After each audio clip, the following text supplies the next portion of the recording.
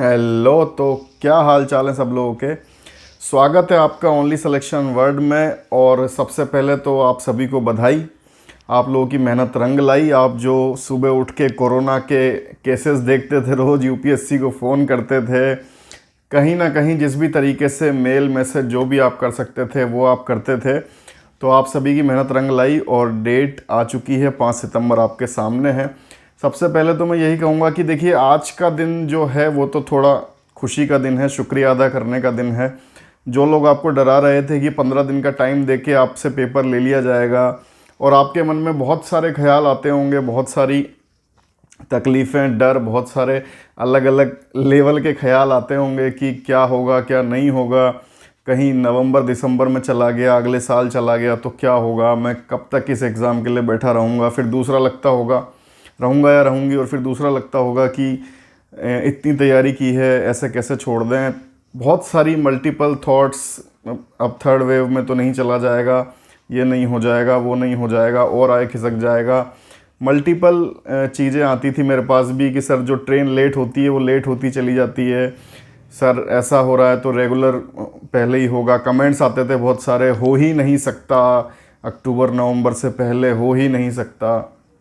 तो at least UPSC इस तरह से भी नहीं ले रही है जैसा सोचने लग गए थे आप लोग कि बिल्कुल उसको पीछे रख दिया है।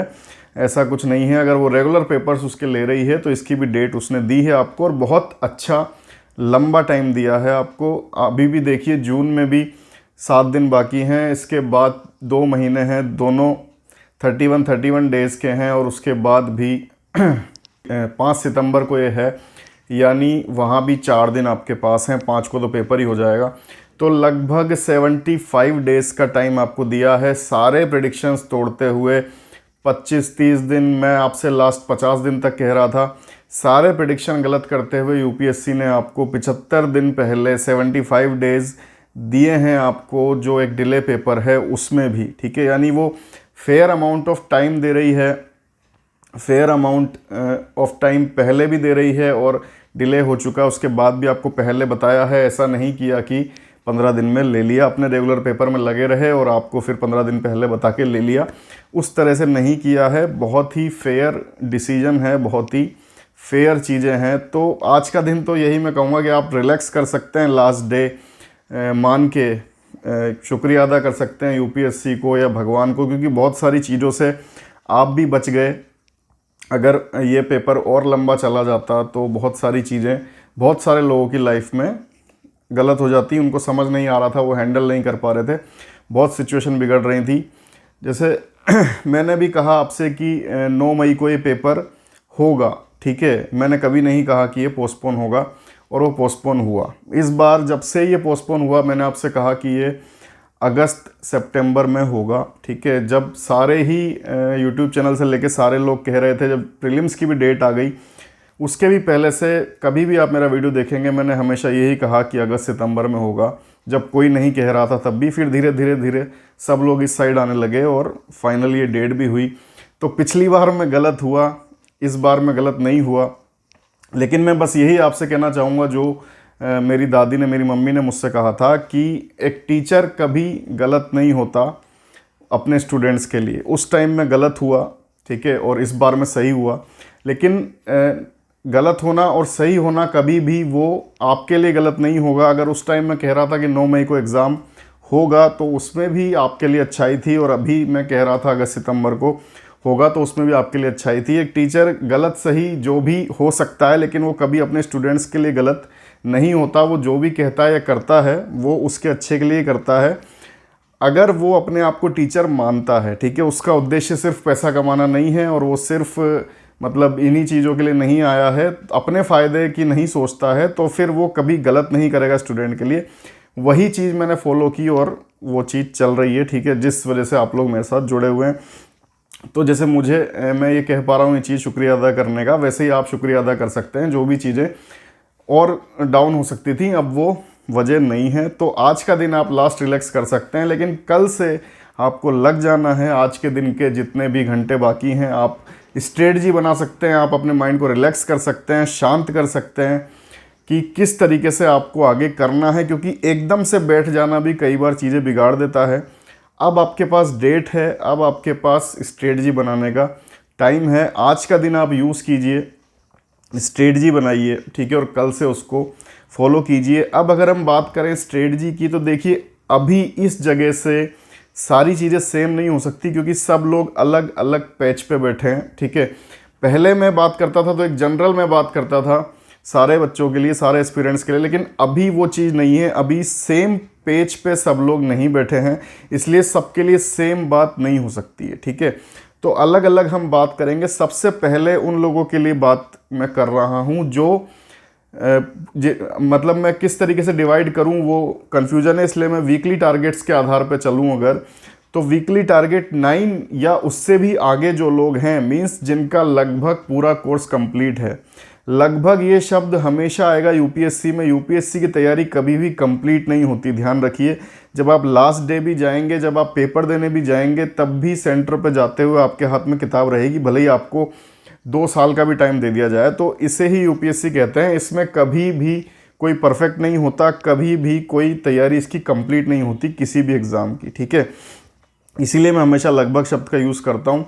तो जिन लोगों की तैयारी लगभग लगभग पूरी है, और अगर कोई आपसे ये कहता है कि उसकी तैयारी कंप्लीट है, तो वो जस्ट ओवर कॉन्फिडेंस है जो यूपीएससी उतार देगी 2 मिनट में, ठीक है। इसलिए यही कहूँगा कि कभी भी ऐसे शब्दों का इस्तेमाल ना करें, अपनी चीज़ों में लगे रहें, क्योंकि आपको सिलेक्शन लेके निकलना है। आपको शो ऑफ करने से कोई मतलब नहीं होना चाहिए।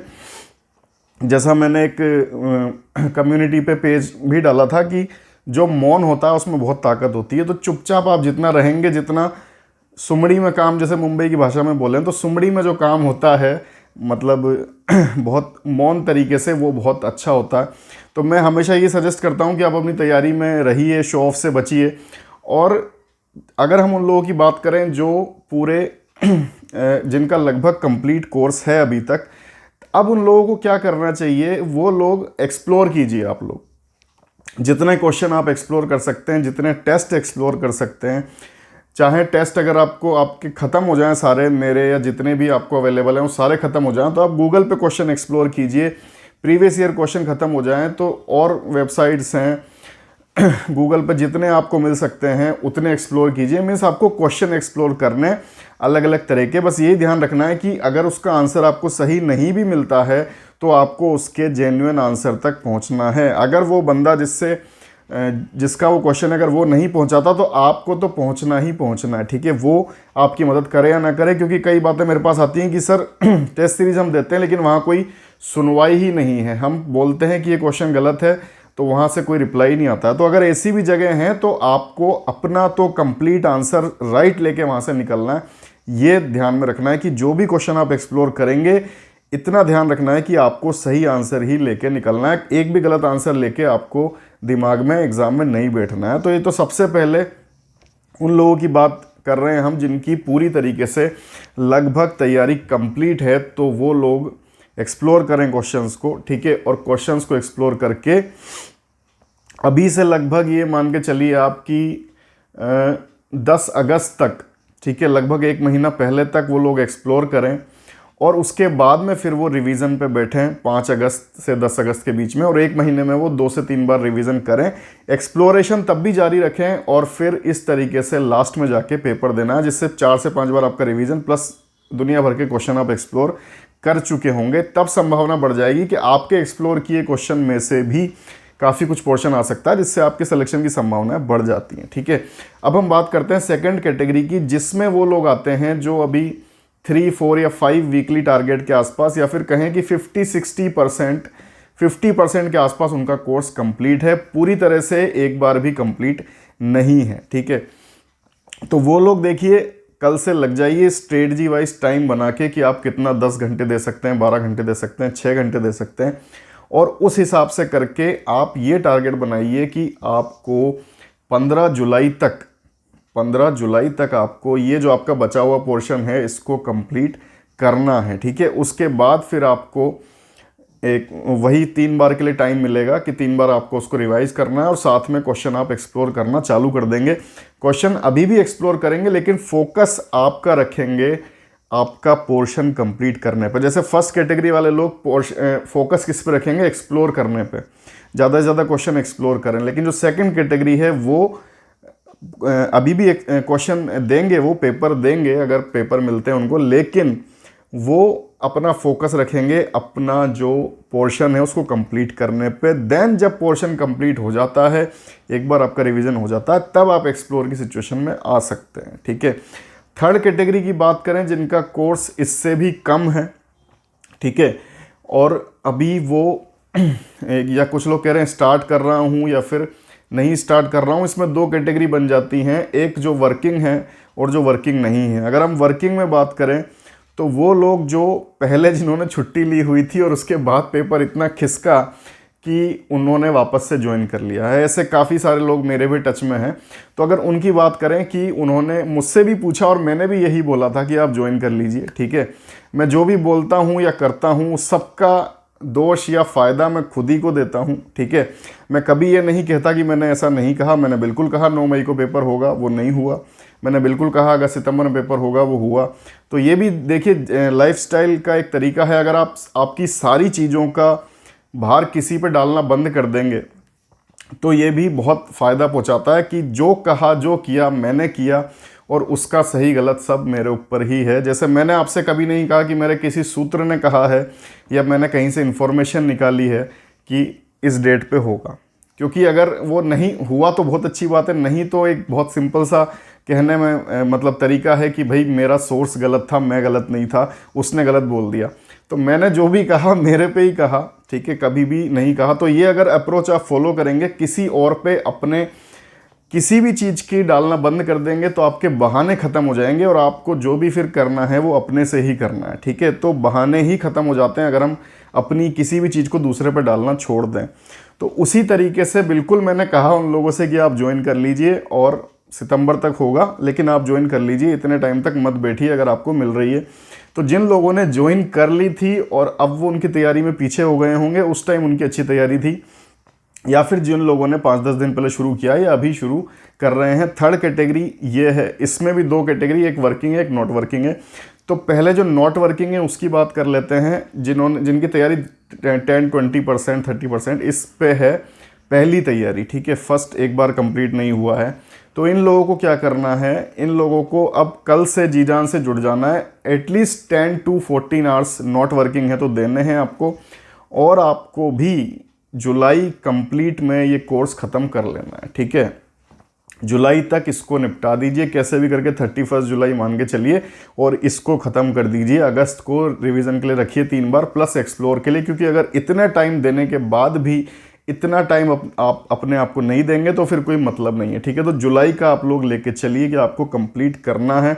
अब बात करें लास्ट कैटेगरी, फोर्थ कैटेगरी, जो वर्किंग है और उसकी पहले तैयारी थी, उसने छोड़ दिया और ज्वाइन कर ली ड्यूटी, या फिर उसकी तैयारी नहीं थी, वो अभी भी वर्किंग है, पहले भी वर्किंग था और उसने तैयारी की नहीं है, लेकिन अब वो चाहता है किसी न किसी तरीके से रेस में बना हुआ है, मतलब पढ़ रहा है या फिर चाहता है आना। तो देखिए वर्किंग है आप, तो अभी तो आप छुट्टी नहीं लेंगे, एटलीस्ट 15 अगस्त के बाद या 1-2 हफ्ते की छुट्टी आप ले सकते हैं बाद में जाके। तब तक आपको यही मेंटेन करना है कि जब तक आप छुट्टी लेंगे, जब भी आप ले सकते हैं, अपने आप से अपने डिपार्टमेंट में पूछ के देखिए, आपको पता होगा आप कितनी छुट्टी ले सकते हैं। तो उसी आधार पे आपकी स्ट्रेटजी होनी चाहिए कि उस छुट्टी से पहले ही आपका कोर्स कंप्लीट होना चाहिए। 31 जुलाई आप भी मान के चलिए कि आपको कोर्स कंप्लीट करना है। अब वो कैसे करना है, मान लीजिए सैटरडे संडे मिलती है, संडे मिलती है, जो भी तरीका है उस तरीके से आपको उन दिनों पर ज़्यादा करना है। कभी छुट्टी आप ले सकते हैं, कोई त्यौहार आएगा, मतलब हर एक छुट्टी का आपको फ़ायदा उठाना है। उस हिसाब से आज ही अगले 2 महीने की स्ट्रेटजी बना लीजिए इस तरीके से कि आपको 31 जुलाई लास्ट डेट है, कोर्स को कंप्लीट कर देना है और उसके बाद छुट्टी लेके आपको रिवीजन करके उसको एक्सप्लोर करके दे देना है। मीनवाइल भी आप टेस्ट देना चालू रखेंगे, लेकिन मेन फोकस आपका पोर्शन कंप्लीट करने पे रहेगा। ठीक है, तो ये स्ट्रेटजीज अलग अलग लोगों के लिए मैंने बताई हैं, इस तरीके से आपको फॉलो करनी है। ठीक है, और वीकली टारगेट बहुत आपके काम आ सकते हैं इसमें। वीकली टारगेट इतनी फ़ायदेमंद चीज़ है, ये मैं मेरे प्रमोशन के लिए नहीं कह रहा, आपको पता है कि मैं आपके लिए ही कह रहा हूँ कि अगर आप उसको फॉलो करेंगे, एक स्ट्रेटजिक पैटर्न आपको मिल जाता है कि किस तरीके से करना है, तो वहाँ से बहुत सारे काम हो जाते हैं। अगर खुद से नहीं डेवलप हो पा रही है और खुद से अगर आप रात में बैठ के ब्रेकअप कर पाते हैं तो बहुत अच्छी बात है, उस तरीके से कीजिए। मान के चलिए कि आपको कंप्लीट करना है 31 जुलाई तक। ठीक है, तो इस तरीके से सारे लोग अगस्त में जाके सेम पेस पे होंगे। जो पहले से आगे हैं वो आगे ही रहेंगे क्योंकि वो काफ़ी एक्सप्लोर कर चुके होंगे, लेकिन अपने आप को भी एक्सप्लोर करने के लिए आपको 15 दिन मिलने चाहिए एटलीस्ट, ठीक है, रिवीजन के बाद में। इसलिए इस तरीके से आपको फॉलो करना है। और ये चारों कैटेगरी में से आप जिस भी कैटेगरी में हैं, आज का दिन अपने आप को दीजिए, स्ट्रेटजी बनाइए, ब्रेकअप कीजिए आपके अगले टाइम का, और उसको ब्रेकअप करके ये टाइम आज का हम इसीलिए ले रहे हैं क्योंकि हमें फॉलो करना है, ठीक है, रिलीजियसली फॉलो करना है। मैं नहीं बना रहा हूँ, जो आप अपने आप के लिए बनाएंगे उसको फॉलो करना है। देखिए, खुद से एटलीस्ट धोखा नहीं करना है और किसी से कीजिए, खुद से धोखा नहीं करना है। तो इसीलिए टाइम लेके आज का कल से आपको बिल्कुल रुकना नहीं है, इस तरीके से बनानी है। और लास्ट में जब आप बैठेंगे तब आपके अंदर एक कॉन्फिडेंस होना चाहिए कि मैंने इतनी पढ़ाई की है। ये बहुत इंपॉर्टेंट होता है यूपीएससी के पेपर में स्पेशली, और किसी भी पेपर में, एसएससी, बैंक, जो भी कॉम्पिटिटिव एग्ज़ाम है, रेलवे, जितने भी इंडिया के या दुनिया के कॉम्पिटिटिव एग्ज़ाम है, सबसे मेन जो इंपॉर्टेंट चीज़ होती है वो होती है कॉन्फिडेंस जब आप उस पेपर में बैठते हैं, ठीक है। तो अगर कॉन्फिडेंस का आपका लेवल हाई है, ठीक है, कि आपको पता है आपने पढ़ाई की है, आपको पता है आपने इतना एक्सप्लोर किया है, आपको पता है आप दुनिया जहान के क्वेश्चन पढ़ के आ रहे हो, तो वो जो कॉन्फिडेंस आपका बनेगा वो आपको सेलेक्ट करवा के ही निकालता है वहाँ से। तो मुद्दा होता है कॉन्फिडेंस का, और उस 2 घंटे में हमको इतना कॉन्फिडेंस रहे, इसी के लिए हम साल भर पढ़ते हैं। जो आपको इतने टाइम पहले नोटिफिकेशन देके जो टाइम दिया जाता है, टाइम गैप, वो इसीलिए दिया जाता है कि जब आप उस 2 घंटे में बैठे हैं तो आप में ये कॉन्फिडेंस रहे। तो ये कॉन्फिडेंस बनाने के लिए यूपीएससी ने आपको 75 दिन दिए हैं, उसने अपनी तरफ से पूरा काम कर दिया है। अब लास्ट आपके पास अप्रोच है कि आपको भी अपनी तरफ से कोई कमी नहीं छोड़नी है, जिसे कहते हैं इंग्लिश में नो स्टोन अनटर्न्ड, कोई आपको जगह नहीं छोड़नी है। तो बिल्कुल लग जाइए, आज का दिन ब्रेकअप के लिए रखिए, लेकिन कल से पूरा उसको फॉलो करना है आपको, और उसी कॉन्फिडेंस के साथ बैठना है जिसकी मैं बात कर रहा हूँ। क्योंकि अगर कॉन्फिडेंस नहीं है तो फिर कुछ नहीं है। अगर इतने के बाद भी आपको वहाँ बैठ के कॉन्फिडेंस नहीं है तो फिर कोई मतलब वाली बात नहीं है। तो ये कॉन्फिडेंस का भी टाइम आपको यूपीएससी ने दे दिया, इसको डेवलप कीजिए और वहाँ जाके बैठिए, ठीक है। Best of luck, good night, जय हिंद।